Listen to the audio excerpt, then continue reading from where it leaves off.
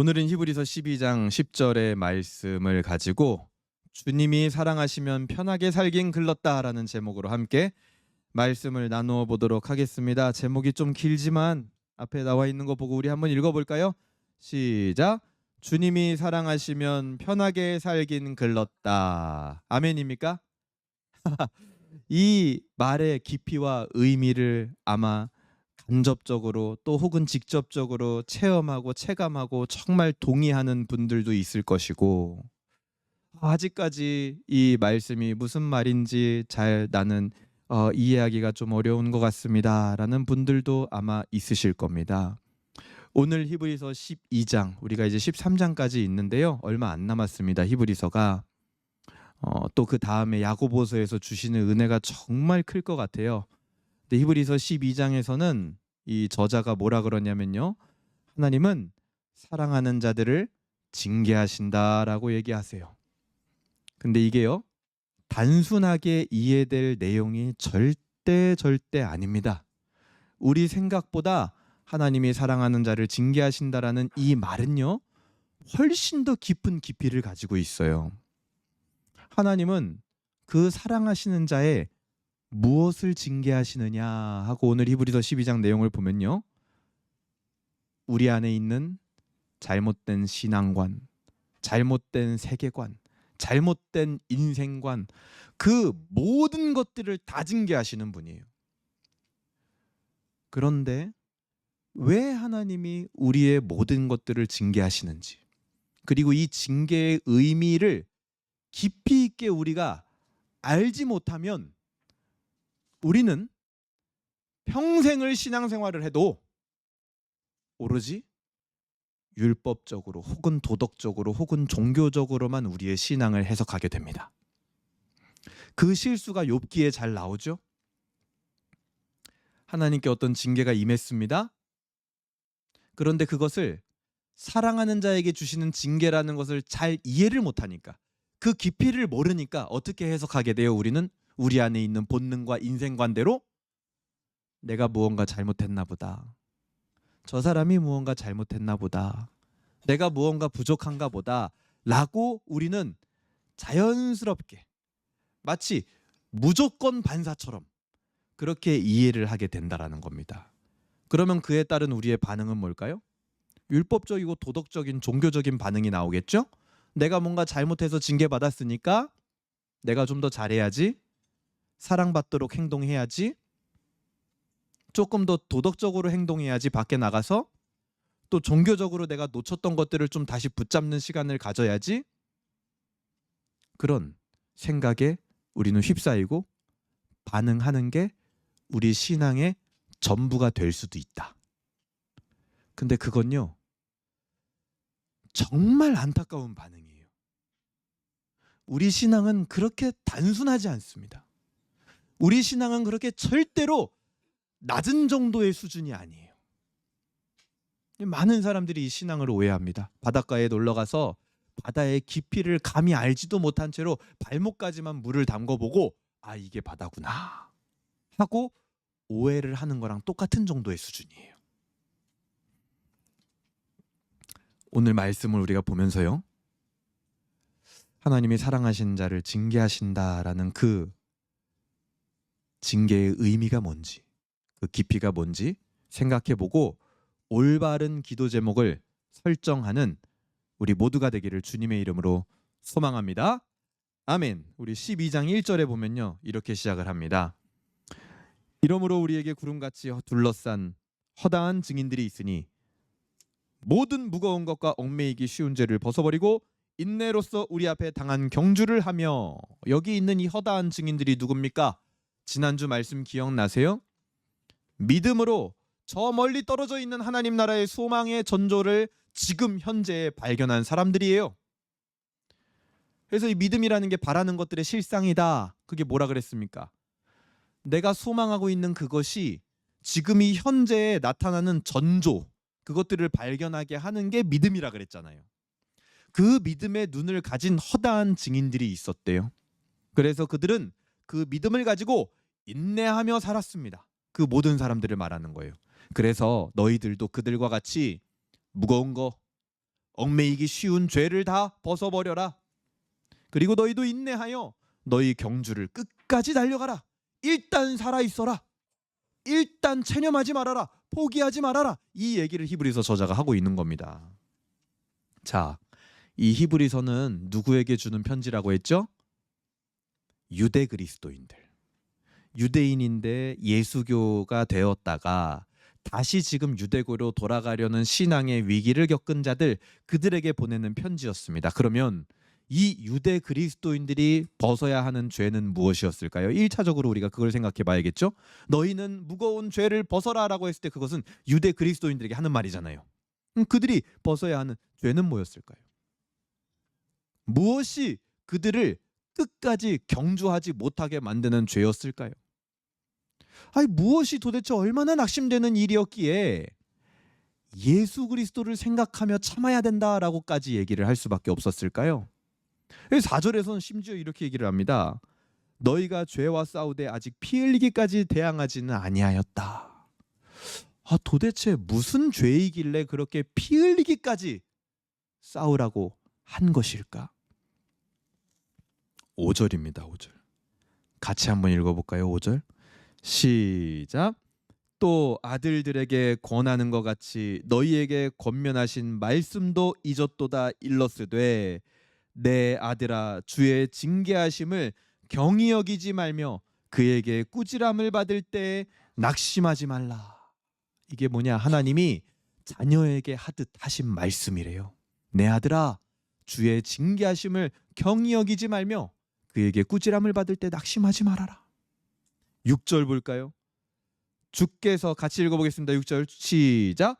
주께서 그 사랑하시는 자를 징계하시고 그가 받아들이시는 아들마다 채찍질 하심이라 하였으니, 주께서는 사랑하는 자를 징계하시는 것이고 그가 자녀로 받아들이는 자들마다 채찍질 하신다라는 이 충격적인 사실, 그러니까 사랑하는 자를 징계하신다라는 이 충격을 받아들이지 못하게 하는 것이 있어요. 그것이 유대 그리스도인들이 벗어야 했던 죄인 겁니다. 끝까지 싸우면서 받아들이지 말아야 했던 죄인 거예요. 뭐가요? 주님은 사랑하는 자를 징계한다라는 요 충격적인 사실, 그거를 받아들이지 못하게 하는 요소들이 그들 안에 있다고요. 받아들이고 싶지 않은 거예요. 주님이 사랑하는 자를 징계한다라는 그 사실을 안 받아들이고 싶은 거예요. 그런 신앙은 싫은 거예요. 그렇게 만드는 거, 그게 바로 죄라는 거죠. 그거를 벗어버리라는 거예요. 그리고 주께서 사랑하신 자를 징계하신다라는 사실을 받아들이라는 겁니다. 유대 그리스도인들이 왜 이렇게 낙심이 됐습니까? 주께서 사랑하시는 자를 징계하신다라는 것을 못 받아들였기 때문에 낙심이 되는 거예요. 그것을 못 받아들이게 하는 수많은 요소들을 그들이 피 흘리기까지 싸워야 했던 죄인 겁니다. 자, 예수님을 믿고 구원을 받습니다. 우리 현실에서 얘기를 해보면 이런 겁니다. 예수 믿고 구원을 받는데 그 구원이라는 단어, 그 구원이라는 게 우리 삶에서의 형통 보장하지 않는다. 그거를 받아들이라는 거예요. 지금 너 예수 믿고 잘 되고 싶니? 그런 거 없다. 예수님 믿으면 우리 삶이 형통하고 복받고 하나님 앞에 네가 생각하는 그 응답을 받을 것 같으냐? 그거 없다. 그거 받아들여라. 근데 우리 마음도 어때요? 받아들이고 싶지 않단 말이에요. 그 받아들이고 싶지 않은 마음의 여러 가지 요소가 있어요. 그게 죄라는 거예요. 그거를 벗어버리라는 거예요. 오늘 말씀에 의하면 구원받는 자들을 오히려 하나님은요, 골라서 징계하신대요. 구원받는 자들만 골라서 징계를 하신대요. 이게 얼마나 충격적인 사실입니까? 우리의 보통 상식으로는 뭡니까? 통념으로는 구원받지 못한 죄 짓고 있는 저들을 하나님이 징계해야 되고 내 인생은 잘 되게 해줘야 되는 게 맞는 거잖아요. 근데 하나님은 거꾸로 하신대요. 그들은 내버려 두사 오히려 구원받은 자들을 골라가지고 징계를 하신대요. 왜요? 사랑해서. 이게 완전히 사람이 기본적으로 가진 패러다임을 무너뜨리는 가르침입니다. 그러니까 이런 게 복음이에요. 이런 게 복음. 우리 안에 들어왔는데 우리의 모든 거를 무너뜨리는 거. 그러니까 이게 그 당시에 전해졌을 때 충격적인 가르침인 거예요. 신을 믿으면 그 신이 너를 잘되게 해줄 거야. 이거는요, 이 시대 헬라인들도 모두가 가지고 있었던 통념이란 말이에요. 하나님도 그 흐름하고 똑같네. 하나님 믿으면 잘되게 해주네. 이렇게 생각하고 싶었겠죠. 근데 왜 복음이 그들에게 폭탄 같은 가르침이냐? 아니, 하나님은 오히려 구원받는 자들을 골라서 징계하신다. 그동안 가지고 있었던 모든 패러다임을 다 무너뜨리는 거예요. 아니, 예수님을 믿으면 복을 받아야지. 이 땅에서 승리하고 잘 되어야지. 우리가 그렇게 얘기를 할 때 주로 어떤 핑계를 가져다 씁니까? 내가 잘 돼야 된다라는 것만으로는 원인이 부족하니까, 핑계가 부족하니까 뭐라고 얘기해요? 그래야 사람들에게 예수 믿으라고 하나님을 소개하지 않겠냐. 아, 내가 좀 잘 되는 모습이 있어야 저 사람한테 예수 믿으라고 얘기할 수 있지 않겠냐라는 핑계를 우리는 자주 가져옵니다.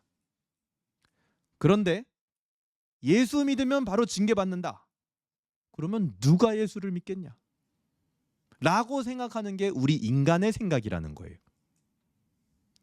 하나님의 생각은요, 구약에서 말하는 대로 완전 달라요. 우리 생각이랑. 인간의 생각과 하나님의 생각은요, 하늘과 땅이 다르듯이 다르다라고 얘기를 하잖아요. 완전 다른 거예요. 완전히 차원이 다른 생각을 하고 계시는 게 하나님이고, 그 하나님의 생각대로 생각을 한번 해보는 게 우리가 가져야 되는 신앙이라고 부르는 겁니다. 신앙. 뭐가 신앙이냐? 그동안 내가 가지고 있었던 통밥과 통념대로 생각하는 게 아니라 내 인간적인 머리를 굴려가지고 신앙이란 이런 것일 거야 라는 게 아니라, 징계받는 사람한테 가가지고 어설프게 말도 안 되는 인과응보의 교리를 이야기하는 게 아니라 완전히 차원이 다른 하나님의 생각은 무엇일까? 라고 생각해 보는 게 우리 신앙의 시작이라는 거예요. 자, 하나님은 왜 사랑하시는 자에게 징계를 주시는 그 충격적인 행위를 하시냐? 7절에 이유가 단순해요. 너희가 참음은 징계를 받기 위함이라. 하나님이 아들과 같이 너희를 대우하시나니 어찌 아버지가 징계를 하지 않는 아들이 있으리요. 이유가 뭡니까? 아들이기 때문에 징계를 한대요. 그래요? 그렇습니다. 아들이면 당연히 징계가 있는 법이에요. 우리가 아이를 낳으면요, 낳기만 하면 끝입니까? 아니요. 뭐 해야 되죠? 키워야죠. 그 아이를 키운다라는 게 뭡니까? 키우는데 잘 키워야겠죠. 그렇죠? 그럼 잘 키운다라는 게 뭐예요? 밥만 먹이면 돼요? 아니요. 어릴 때는 그것만 해도 잘하는 거예요. 그렇죠? 근데 크면 그게 전부는 아니에요. 공부도 해야 된다. 잔소리 오늘도 먹었죠? 우리 학생들. 뭐 해야 된다? 이런 거 해야 된다. 저런 거 해야 된다. 이런 거 하면 안 된다. 잔소리 먹었잖아요.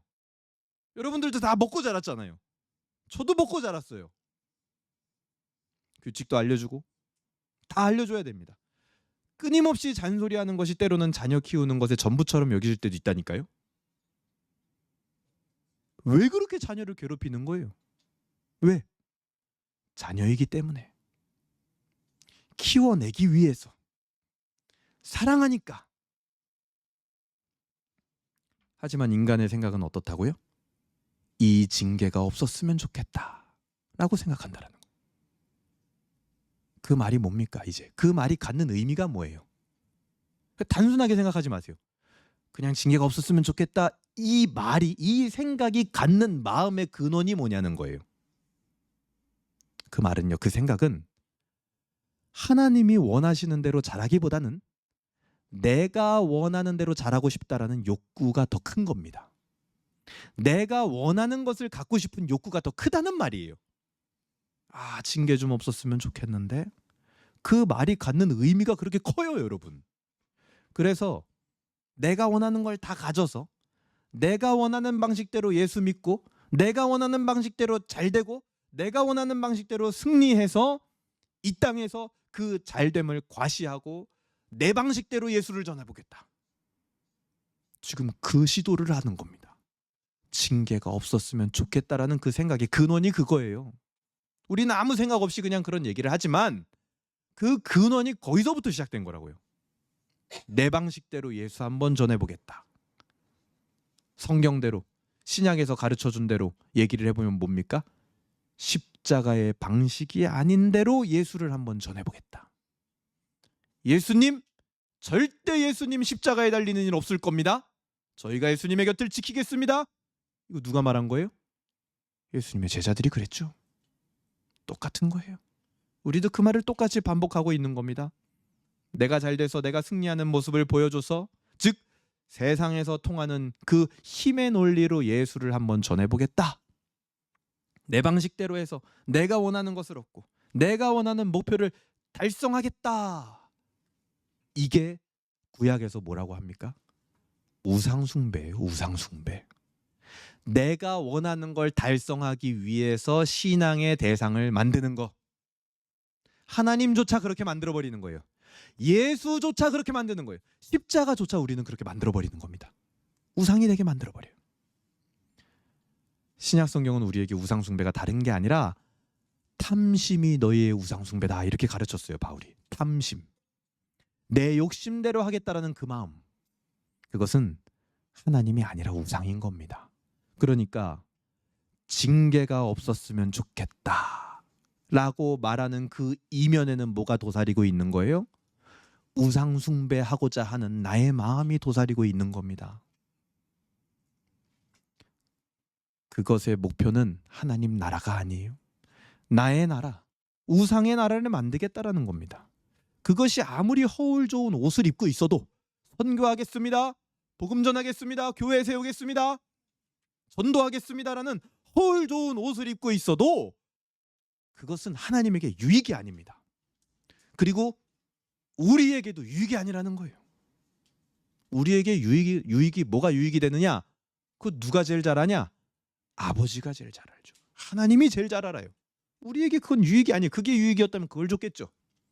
자녀에게 유익이 되는 걸 누가 제일 잘 아냐? 부모가 제일 잘 알아요. 하나님은 그런 우리의 패러다임을 완전히 무너뜨리시는 겁니다. 그게 뭐냐? 징계예요. 징계. 세번역에서 이 징계가 뭐라고 돼 있냐면요, 훈련이라고 돼 있습니다. 훈련. 그래서 결국 10절에 보면 이렇게 나오죠. 그들은 잠시 자기의 뜻대로 우리를 징계하였거니와 육신의 부모는 오직 하나님은 우리의 유익을 위하여 그의 거룩하심에 참여하게 하시느니라. 우리의 유익을 위하여. 하나님은 우리가 거룩함에 참여하게 하기 위하여 징계하시는 거래요. 평생을 탐심이 이끄는 대로 살아왔으니 자기 자신만을 위해서 그야말로 죄와 사망이 이끄는 방식대로 살아왔다 보니까 당연히 우리는 거룩함과 선함과 사랑과 자비의 방식이 불편할 수밖에 없는 거예요. 우리는 그 모든 것들이 불편합니다. 그렇게 하면 죽을 것 같아요. 기분이 나쁩니다. 그냥 손해보는 것 같고 분노가 막 일어나고, 오히려 어떨 때 마음이 시원해요? 복수를 끝내주게 하면은 마음이 막 시원하죠. 욕을 그냥 한번 팍 뱉어버리면 시원해. 왜? 그게 원래 내 스타일이니까. 평생 그렇게 탐욕에 이끌려 죄와 사망의 방식대로 살았으니까. 하나님의 방식, 거룩과 선함과 사랑과 자비의 방식은 불편하죠. 그러니까 사람들이 그랬을까요? 예수 그리스도의 그 십자가의 방식을 봤을 때 못내 불편한 거예요. 그러니까 걷다 대고 막 욕을 하고 저주를 하고 침을 뱉는 거예요. 자기들은 그게 너무 불편하거든요. 슬퍼 보여요. 얼굴이 죽상이 됩니다. 설교 듣고 한 주 동안 우리에게 있는 모든 것들은 하나님의 은혜입니다. 체념하지 마십시오. 포기하지 마십시오. 거룩함과 선함으로 살아가십시오. 다른 방식이 있습니다. 세상과 똑같은 방식으로 복수하거나 남을 짓밟거나 힘으로 하지 마십시오. 그렇게 사니까 우리 표정이 어때요? 죽상이죠. 죽상. 죽을 것 같다. 곧 죽을 것 같은 사람 표정이 돼버려요. 그거를 뭐라 그럽니까? 11절. 무릇 징계가 당시에는 즐거워 보이지 않고 슬퍼 보이나. 그렇죠? 너무 슬퍼 그렇게 사는 게. 아우 그냥 내 성질대로 했으면은 아주 기쁨이 충만했을 텐데. 그렇죠? 그러나 뭐라 그럽니까? 슬퍼 보이나 후에 그로 말미암아 연단받은 자들은 의와 평강의 열매를 맺는 유일한 방법이라는 겁니다. 이게 우리가 농사에 열매를 보는 유일한 방법이에요. 이게 그러니까 하나님은요 사랑하시는 자를 징계할 수밖에 없는 거예요. 훈련시킬 수밖에 없는 겁니다. 왜? 나에게 열매를 맛보게 해주기 위해서. 이 방식이 아니고 우리가 택하는 우리의 욕심에 이끌려서 선택하는 모든 죄와 사망의 방식은 뭐예요? 열매가 없어요. 거기에는 사망밖에 없어요. 죽는 것밖에 없어요. 분노와 복수밖에 없는 겁니다. 얼굴 붉히는 일밖에 없어요. 거기는 욕하고 죽이고 짓밟고 그런 쾌락적인 것밖에 없는 거예요. 근데 진짜 나를 내 마음을 만족시키는 의와 평강의 열매는 언제 맺어진다? 이 징계 안에서. 하나님은 우리를 구원하실 뿐만 아니라 구원 이후에 우리를 완성하시기 위하여 우리 안에 있는 죄와 사망의 방식, 그 세상의 방식을 다 깨트리는 겁니다. 징계를 통하여서. 그래서 진정한 행복, 진정한 거룩, 그것을 우리에게 주기 원하는 거죠. 근데 우리는 그 진짜 행복이 아니라 항상 원하는 게 뭐냐? 사람으로부터 나오는 인정, 힘, 권력, 자랑, 분노, 남을 이기는 성공, 그런 것들이 행복이라고 우리는 생각을 한단 말이에요. 근데 그건 진짜 행복이 아니에요. 그건 뭐냐? 쾌락입니다. 쾌락.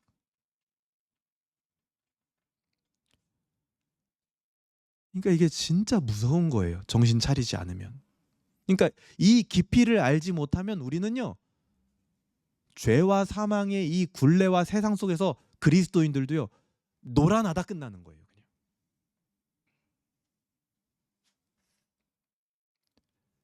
쾌락은 행복을 가장해서 찾아오거든요.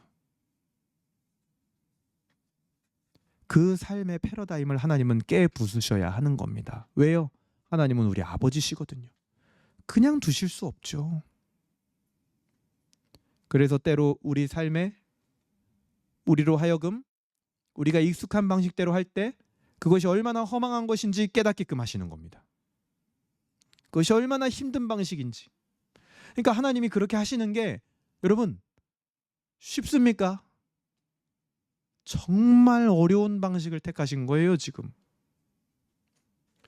그거를 옆에서 기다려가지고 선택의 자유를 주셔서 다른 선택, 막 죄와 사망의 방식으로 선택을 한번 해봤어. 이거 진짜 허망한 길이구나. 그거를 깨닫고 다시 오기까지 옆에서 기다려, 하나님이. 왜? 그 선택 후에 하나님께 돌아와야 그게 뭐예요? 인격이거든요. 그게 진짜 사랑의 관계거든요. 근데 그렇게 안 하고 두들겨 패서 막 데려옵니까? 억지로 머리끄댕이 잡고 데리고 옵니까? 막 우리 안에 기계처럼 프로그램 넣듯이 우리가 다른 거 아무것도 선택 못하게 하나님이 그렇게 하셨나요? 아니요. 하나님은 창세기 때부터, 창조 때부터 선악과를 두신 분이에요. 그 힘든 길을 택하셨다고요. 힘든 길을. 아이를 다룰 때 제일 쉬운 건 때리면 됩니다. 바로 설설 기어요. 선택을 안 하게끔 해주면 돼요. 아예. 선택의 자유를 없애면 제일 쉽습니다. 그건 인격이 아니에요. 그건 사랑이 아닙니다. 사랑을 사랑하는 사람이라고 데리고 와서 가둬놓고 방에다 가둬놓고 너 나 사랑해? 그건 사랑이 아니죠. 하나님은 그 반대를 택하신 거예요.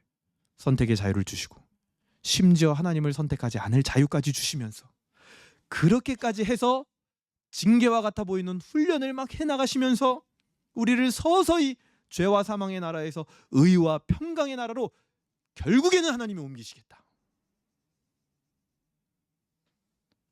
그런데 그런 하나님의 사랑과 계획과 섭리를 믿지 못하고 우리가 뭘 하고 있냐? 왜 나에게 이런 고통과 고난이 있느냐? 왜 예수 믿는데 나는 잘 안 되냐? 왜 예수 믿는데 나는 복이 없냐? 왜 예수 믿는데 나는 응답받지 못하냐? 그러니까 그 말들이 그리고 그 마음이 얼마나 허무맹랑한 건지 우리는 이제 알아야 되는 거예요. 하나님의 그 사랑 앞에서 눈치채야 되는 거예요. 양심이 있는 인간이라면.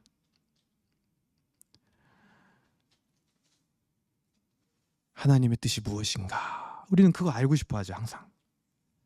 하나님의 뜻이 뭐지? 이 A하고 B 중에 도대체 뭘 선택해야 되지? 그것도 가만히 잘 생각해 보면 왜 그렇게 그걸 궁금해할까? 진짜 하나님 앞에 영광 돌리고 싶어서 제대로 살아보고 싶어서 그걸 궁금해하는 건가? 정말? 혹시 고생 안 하고 싶어서 그런 거 아닌가?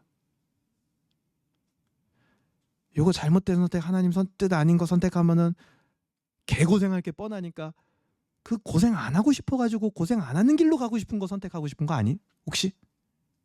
영광 이런 건 다 허울 좋은 말이고. 아니면 반반 섞여 있습니까? 우리는 우리를 사랑하신 하나님 앞에서 진짜 솔직해져야 됩니다. 하나님의 뜻을 구한다라는 그 허울 좋은 말에도 우리의 탐심 가득한 마음과 본성이 이미 묻어 있어요. 안 그런 사람이 어디 있냐고. 없어요. 그럴 수가 없어요, 인간은. 우리에게 필요한 것은 어떤 선택을 하느냐보다 어떤 선택이든지 그 가운데서 무엇을 하느냐가 중요한 겁니다. 오늘 본문의 12절 보세요. 12장 12절 같이 한번 읽어보겠습니다. 시작. 그러므로 피곤한 손과 연약한 무릎을 일으켜 세우고 13절 너희 발을 위하여 곧은 길을 만들어 저는 다리로 하여금 어그러지지 않고 고침을 받게 하라.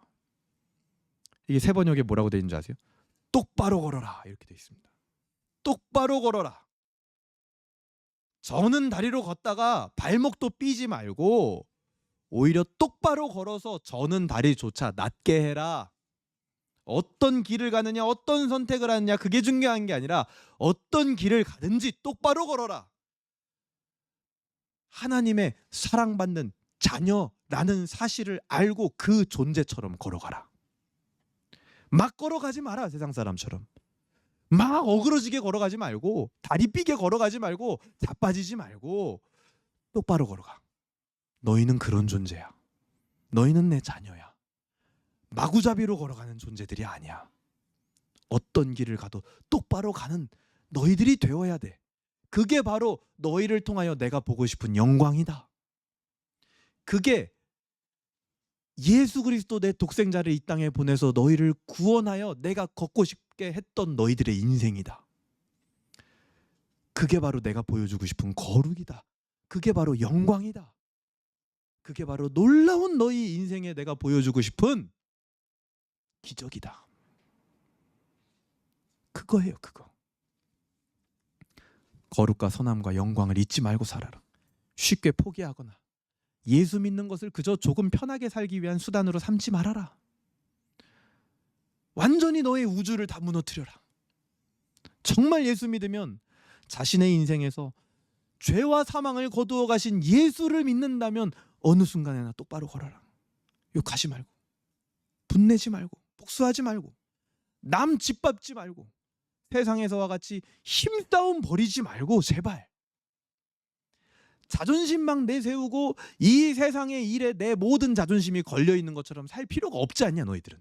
왜? 그런 존재가 아니니까. 내가 다 줬잖아. 그러니까 그렇게 살지 마라. 너희들은 안 살 수 있는 선택이 있다. 세상은 그 선택이 없다. 세상은 그렇게 살 수밖에 없습니다, 여러분. 그러니까 세상 욕하지 마세요. 그들은 선택의 자유가 없는 사람들이에요. 그들은 세상에 있는 것에 자기 자존심 다 걸려 있는 사람들입니다. 그러니 그들 욕할 게 아니에요. 오히려 우리는 옆에 다른 길을 내신 예수님의 그 선택을 봐야죠. 너의 존재가 하나님의 아들 예수 그리스도의 영광스러운 그 죽음으로 다시 태어났다는 걸 믿는다면 그깟 세상에서의 자존심 버려라. 괜찮다. 그게 예수님 따르는 거다. 14절 뭐라고 말합니까? 모든 사람과 더불어 화평함과 거룩함을 따르라. 이것이 없이는 아무도 주를 보지 못하리라.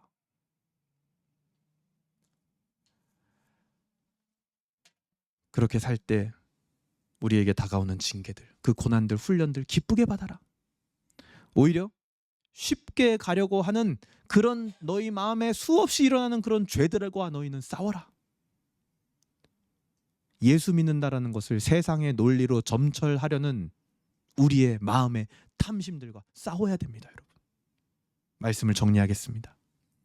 하나님은 아주 오래전부터, 창조 전부터, 창세기 1장 1절 전부터 우리 인생과 우리의 존재 자체를 바꾸시는 계획을 하셨습니다. 그 선하고 거룩한 계획은 지금 우리 인생에 임하고 있는 겁니다, 여러분. 우리가 그런 존재예요, 그런 존재. 우리는 그 하나님의 계획 안에 있는 예수 그리스도의 피로 값주고 사신 귀중한 존재들입니다. 귀중한 존재. 결코 다시는 천박한 세상의 논리와 그 멍에를 짊어질 그런 존재들이 아닌 거예요. 그러니까 예수님이 뭐라고 하셨어요? 수고하고 무거운 짐진 자들아 다 내게로 와라. 그거를 다 내려놔라. 너희는 내 사랑의 멍에를 져라. 그거는 쉽고 가볍다.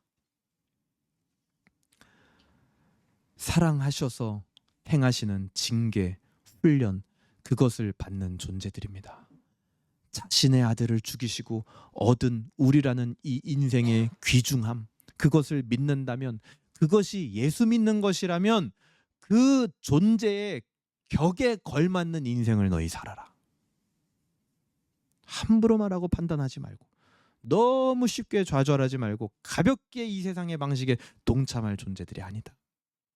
그 징계와 훈련이 결국 우리 자신뿐만 아니라 그 과정 중에서 나에게 나타나는 믿음이 있어요. 똑바로 걷는 모습들이 있습니다. 신앙을 핑계로 나 하나 잘 되고자 그저 인생 좀 편해보고자 하는 그런 탐욕을 벗어나는 모습들. 그 거룩한 모습, 그 영광스러운 삶이 의와 평강의 열매. 그게 결국 세상을 바꾸는 거란 말이에요. 그게. 이 세상은 그런 그리스도인들이 나타나기를 기다리고 있습니다. 교회에 그런 사람들이 길러져야 돼요. 그렇지 않으면 교회는 소망이 없습니다. 왜 복음을 들은 자들이, 구원받은 자들이 이토록 많다고 하는데 왜 자꾸만 믿는 자들이 힘이 나타나지 않는가?